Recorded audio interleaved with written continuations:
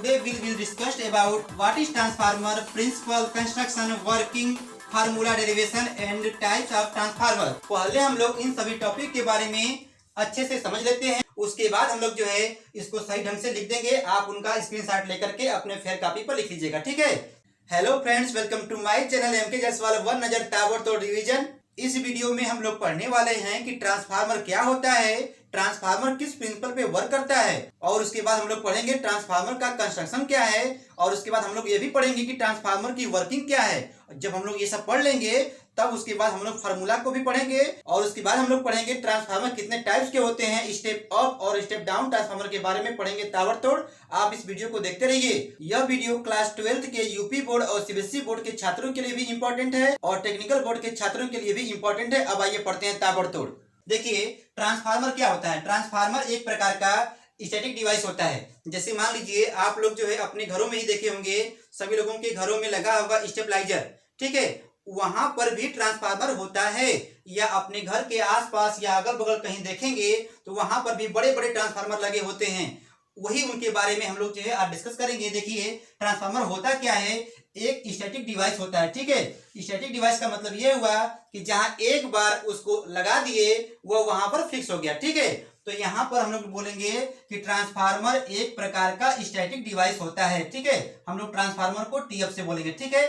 जो high voltage को, यहाँ पे लिखिए, हाई वोल्टेज को लो वोल्टेज में कन्वर्ट करता है। और उसके बाद हम लोग ऐसे भी बोलेंगे कि ट्रांसफार्मर जो होता है हाई वोल्टेज के साथ साथ लो वोल्टेज को हाई वोल्टेज में भी कन्वर्ट करता है, ठीक है। इतना बात आप याद रखिएगा। उसके बाद हम लोग ये भी बोलेंगे कि ट्रांसफार्मर जो होता है एसी पर कार्य करता है, ठीक है, मतलब अल्टरनेटिव करंट पर कार्य करता है। आप लोग ये भी बात याद रखिए कि ट्रांसफार्मर कभी भी डीसी पर कार्य नहीं करता है, ऑलवेज वर्क्स एट एसी, ठीक है, अल्टरनेटिव करंट पर वर्क करता है। यहाँ पे देखिए, वोल्टेज हाई वोल्टेज को लो वोल्टेज में कर दिया कन्वर्ट, और लो वोल्टेज को हाई वोल्टेज में कर दिया कन्वर्ट। लेकिन ध्यान दीजिए, यहाँ पर बात क्या होती है, जहां पर हाई वोल्टेज है, देखो यहाँ पर हाई वोल्टेज है, इसका मतलब ये हुआ कि यहाँ पर करंट क्या होगा, लो होगा, ठीक है, लो करंट। और जहां पर लो वोल्टेज है वहां पर क्या होगा, हाई करंट होगा, ठीक है। अभी हम लोग इसके बारे में डिस्कस करेंगे, ठीक है। अब इसके बाद हम लोग यहाँ पर कहेंगे, देखिए यहाँ पर क्या है, लो वोल्टेज है, इसका मतलब ये हुआ यहाँ पर क्या होगा, हाई करंट होगा। और देखिए यहाँ पर हाई वोल्टेज है, एचवी है, तो क्या कहेंगे, एलसी कहेंगे, मतलब लो करंट कहेंगे। ट्रांसफार्मर के बारे में एक की पॉइंट आप याद रखिएगा कि ट्रांसफार्मर में कभी भी फ्रीक्वेंसी चेंज नहीं होती है, ठीक है। अब देखिए, हम लोग जितना डिस्कस किए हैं उसके बारे में यहाँ पर लिखा गया है। देखिए, ट्रांसफार्मर के बारे में आप क्या क्या लिखेंगे, यहाँ पर लिखिएगा transformer is a static device, ठीक है। और सेकेंड पॉइंट में लिखिएगा transformer converts AC high voltage to low voltage, ठीक है। हमने आपको यही बात बताया था। अब इसके बाद यहाँ पे लिखिएगा ड्यूरिंग दिस प्रोसेस, इस प्रोसेस के दौरान क्या होता है, frequency will be same, frequency क्या होगी, सेम होगी। हमने आपको जितना बात बताया था अब उतना ही बात यहाँ पर लिखिएगा, ठीक है। उसके बाद यहाँ पे लिखिए it is shown in figure A. इसमें क्या है, यहाँ पर समझिए, देखिए लिखा है हाई वोल्टेज, ठीक है, यहाँ पे क्या है, लो वोल्टेज, और यहाँ पर हाई वोल्टेज को लिखा गया है एचवी, ठीक है, और यहाँ पर लो वोल्टेज को लिखा गया है एलवी। और उसके बाद यहाँ पर फ्रीक्वेंसी क्या है, सेम है, ठीक है। यहाँ पर जो एरो का जो साइन जो दिया गया है, इसका मतलब ये हुआ कि हाई वोल्टेज को लो वोल्टेज में या लो वोल्टेज को हाई वोल्टेज में कन्वर्ट करता है कौन, ट्रांसफार्मर, ठीक है। लेकिन फ्रीक्वेंसी क्या होगी, सेम होगी, ठीक है। आप ट्रांसफार्मर के बारे में इतना लिखिएगा, ये हुआ डेफिनेशन के बारे में, ठीक है। अब आइए हम लोग डिस्कस करते हैं कि ट्रांसफार्मर किस प्रिंसिपल पर वर्क करता है। तो यहाँ पे जवाब होगा कि ट्रांसफार्मर जो होता है फैराडे के म्यूचुअल इंडक्शन पे वर्क करता है, ठीक है।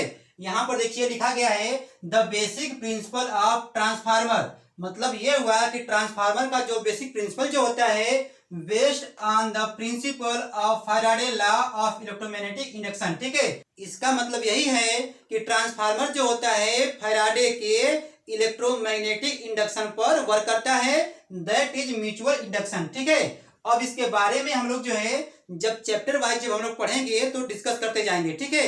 अब आइए हम लोग डिस्कस करते हैं ट्रांसफार्मर के कंस्ट्रक्शन पर, ठीक है। तो यहाँ पर लिखा गया है it is shown in figure B. तो यहाँ पर जो दिख रहा है ये क्या है, ट्रांसफार्मर का एक प्रकार से कंस्ट्रक्शन है। अब यहाँ पे समझिए, ये आपका हो गया इनपुट, यहाँ पर हम जो सप्लाई देते हैं ये इनपुट हो गया, और वहां से हम लोग सप्लाई लेते हैं, ठीक है। तो ये हुआ इनपुट। देखो, जिससे हम लोग सप्लाई लेंगे वो कहलाएगा इनपुट, और जिससे सप्लाई हम लोग जो है बाहर देंगे वो क्या कहलाएगा, आउटपुट। इतना बात आप याद रखिएगा। अब यहाँ पे देखिए लिखा गया है एसी, ठीक है। इनपुट पे क्या है, एसी है, ये एसी का सिंबल है, और यहाँ पर देखिए आउटपुट पर भी एसी का सिंबल है। इसका मतलब ये हुआ कि ट्रांसफार्मर जो होता है ऑलवेज वर्क्स ऑन एसी, ठीक है। इसका भी बात आप समझ गए। अब यहाँ पर देखिए लिखा गया है यहाँ पर पीडब्ल्यू, इसका मतलब क्या हुआ, ये आपका जो टर्न जो है ये कहलाएगा प्राइमरी वाइंडिंग और ये कहलाएगा सेकेंडरी वाइंडिंग, ठीक है। अब देखिए हम लोग यहाँ पर लिखेंगे, ये जो प्राइमरी वाइंडिंग जो दिख रही है यहाँ पर हम लोग लिखेंगे N1 equal to number of coil, ठीक है। प्राइमरी वाइंडिंग में यहाँ पर क्या होता है, प्राइमरी वाइंडिंग में कितने कॉयल होते हैं, कितने टर्न हैं, यहाँ पर हम लोग N1 से शो करेंगे, ठीक है। और यहाँ पर सेकेंडरी वाइंडिंग में कितने कॉयल हैं, N2 से शो करेंगे, ठीक है। अब इसके बाद ये भी देखिए यहाँ पर लिखा है E1 और E2, इसका मतलब क्या हुआ, इसका मतलब ये हुआ कि हम जो सप्लाई जो दे रहे हैं, ठीक है, सप्लाई देने के बाद जो इंड्यूस्ड ईएमएफ जो आ रहा है प्राइमरी वाइंडिंग में वह E1 है, और जो सेकेंडरी वाइंडिंग पे जो मिलता है उसे हम लोग क्या बोलते हैं, E2 बोलते हैं। अभी हम लोग इसके बारे में अच्छे से डिस्कस करेंगे, किसमें, वर्किंग में। अभी हम यहाँ पर बस केवल जो है कंस्ट्रक्शन के बारे में बता रहे हैं, ठीक है। आप इतना बात याद रखिएगा। और यहाँ पे देखिए फ्लक्स जो है, कॉमन मैग्नेटिक फ्लक्स जो है यहाँ से क्या कर रहा है, जा रहा है, ठीक है। ये हुआ पूरा इसके बारे में कंस्ट्रक्शन, ठीक है। अब आइए हम लोग डिस्कस करते हैं ट्रांसफार्मर की वर्किंग क्या होती है। देखिए यहाँ पे सब कुछ लिखा गया है, लेकिन पहले आप समझिए। पहले आप जब समझ लेंगे उसके बाद आप उसको जो है अपने आप भी लिख सकते हैं। देखिए आप लोगों को पता हो गया कि ये ट्रांसफार्मर की प्राइमरी वाइंडिंग है और वो कौन सा है, सेकेंडरी वाइंडिंग है। इसमें सप्लाई देते हैं और वहां पर लोड जोड़ते हैं, आप लोगों को पता हो गया। अब देखिए कैसे लिखेंगे, यहाँ पर जब हम लोग सप्लाई देते हैं कौन सा, एसी देंगे, ठीक है। तो क्या होता है, यहाँ पर सेल्फ इंडक्शन के कारण, यहाँ पे लिखा गया है सेल्फ इंडक्शन के कारण क्या होता है, एक ईएमएफ इंड्यूस्ड होता है जिसको हम लोग कहते हैं E1, ठीक है। यहाँ पर क्या होगा, E1 होगा, और उसके बाद इसका कुछ मैग्नेटिक फ्लक्स जो होता है सेकेंडरी वाइंडिंग से लिंक होता है, इसलिए म्यूचुअल इंडक्शन के कारण यहाँ पर क्या होगा, एक ईएमएफ जो है इंड्यूस्ड होता है जिसको हम लोग कहते हैं E2, ठीक है। आप यहाँ पे समझिए, हमने सप्लाई दिया प्राइमरी वाइंडिंग को, जबकि सेकेंडरी वाइंडिंग में भी एक ईएमएफ इंड्यूस्ड होता है और यहाँ पर आउटपुट पर वोल्टेज प्राप्त होता है। इसका मतलब ये हुआ कि ट्रांसफार्मर जो है किस प्रिंसिपल पे वर्क करता है, बताइए, म्यूचुअल इंडक्शन पर वर्क करता है, ठीक है। अब देखिए थोड़ा सा जिक्र सुन लीजिए, सेल्फ इंडक्शन और म्यूचुअल इंडक्शन होता क्या है, क्योंकि आप लोग इसके बारे में पढ़ेंगे। लेकिन देखिए सेल्फ इंडक्शन का मतलब ये होता है, जैसे मान लीजिए हम आपको सप्लाई दे रहे हैं, ठीक है। जैसे मान लीजिए हम आपको पढ़ा रहे हैं तो केवल आप ही पढ़ रहे हो, इसका मतलब यह हुआ कि यहाँ पर सेल्फ इंडक्शन हो रहा है।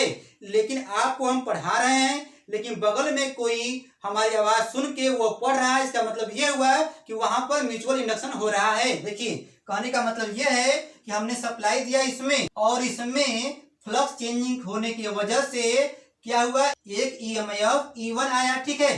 अब यहाँ पर E1 आया, क्यों, क्योंकि खुद के फ्लक्स चेंजिंग की वजह से यहाँ पर क्या आया, E1 आया, जिसको हम लोग क्या कहेंगे, सेल्फ इंड्यूस्ड ईएमएफ, ठीक है। अब यहाँ पर देखिए, लेकिन ये किसके वजह से हुआ है, सेल्फ इंडक्शन के कारण, ठीक है। जबकि यहाँ पर क्या हुआ है, म्यूचुअल इंडक्शन के कारण सेकेंडरी वाइंडिंग में क्या आया है, एक E2 इंड्यूस्ड हुआ है, जिसको हम लोग क्या बोलते हैं, म्यूचुअल इंड्यूस्ड ईएमएफ, ठीक है। यहाँ पर E1 और E2 हो गया और यहाँ पर लोड लगा है और सप्लाई यहाँ पर जाएगी, ठीक है। इतना ही वर्किंग प्रिंसिपल है। अब आइए हम लोग थ्योरी पढ़ते हैं। यहाँ पर इजी लैंग्वेज में लिखा गया, देखिए वर्किंग, ठीक है। यहाँ पर क्या लिखा है, step 1, when AC supply is given to primary winding, मतलब जब हम लोग प्राइमरी वाइंडिंग को एसी सप्लाई देते हैं, ठीक है, तब क्या होता है, ड्यू टू सेल्फ इंडक्शन, मतलब सेल्फ इंडक्शन के कारण क्या हुआ, उसमें एक ईएमएफ इंड्यूस्ड हुआ इन प्राइमरी वाइंडिंग, ठीक है। प्राइमरी वाइंडिंग में क्या हुआ, एक E1 इंड्यूस्ड हुआ, ठीक है। और इसको हम लोग जो है it is represented by E1, ठीक है। जितना बात मैंने यहाँ पर बताया उतना बात हमने यहाँ पर लिख दिया, ठीक है। अब यहाँ पर देखिए अकॉर्डिंग टू फैराडे लॉ, ठीक है। अब आप मुझे ये बताइए, आप लोग 10th में पढ़े होंगे Faraday law equal to d phi by dt होता है, और वहां पर equal to n d phi by dt भी होता है। आप लोग जानते हैं। वही चीज यहाँ पर लाया गया है। देखिए यहाँ पर E1 है तो क्या कहेंगे, E1 equal to minus N D phi by D T. अब देखिए यहाँ पर E1 क्या है, प्राइमरी वाइंडिंग में इंड्यूस्ड ईएमएफ E1 हो गया। और यहाँ पर N1 क्या है, प्राइमरी वाइंडिंग में कितने टर्न हैं यहाँ पर रिप्रेजेंट किया गया। ठीक है, इसको मानेंगे इक्वेशन नंबर 1।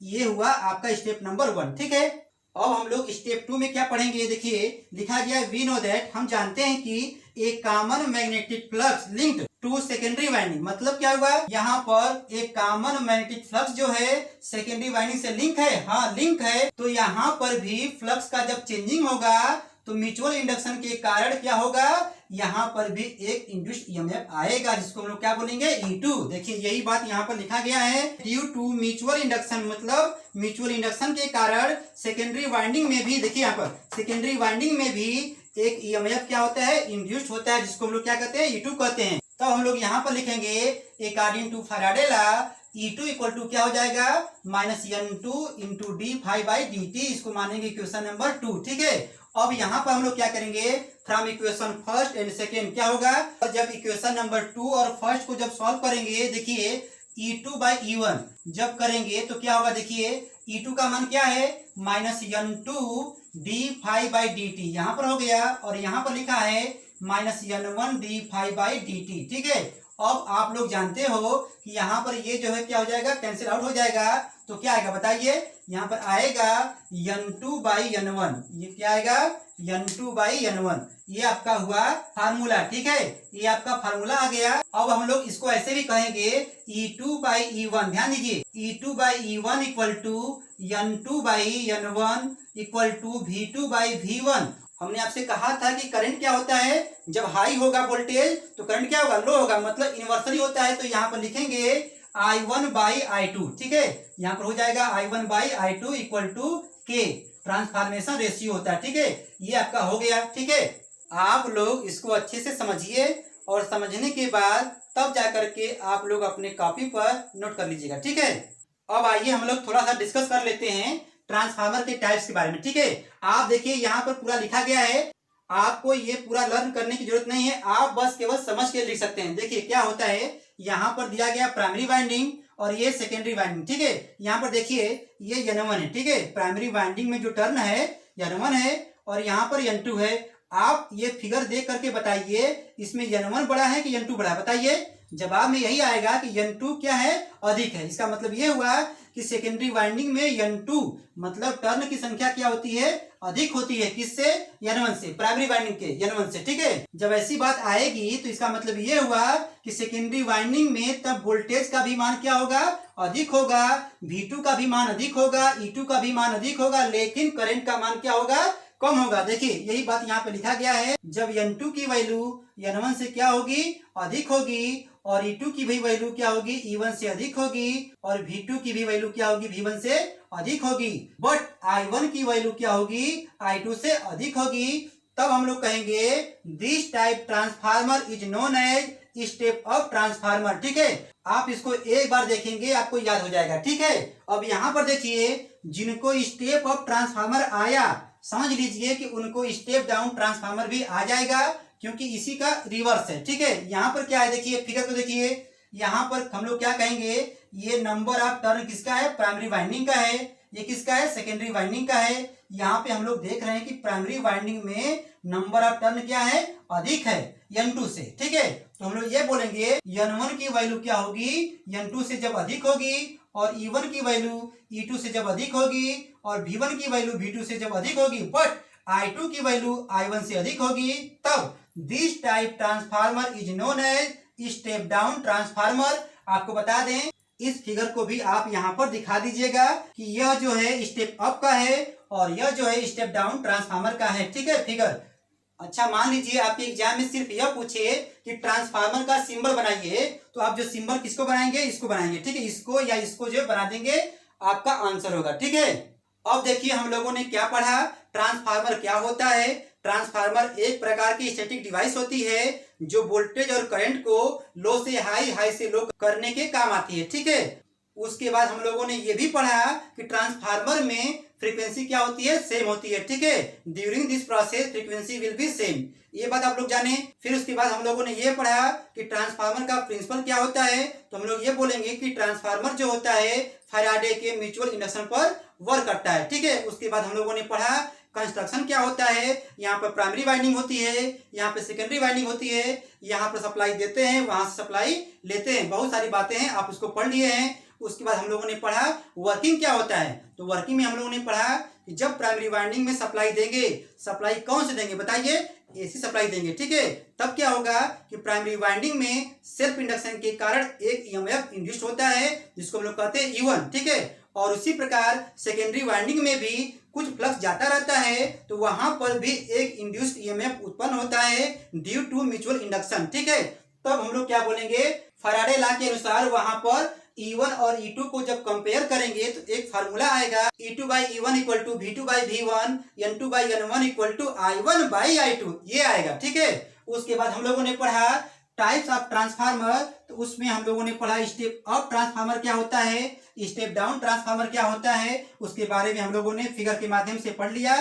आपको बता दें यह मेरा पहला वीडियो है, आपके सपोर्ट की जरूरत है, ठीक है। आप इसको देखिए और समझिए, जब समझ में आ जाए तो इसको नोट भी कर लीजिएगा, ठीक है। हम फिर मिलते हैं नेक्स्ट वीडियो में।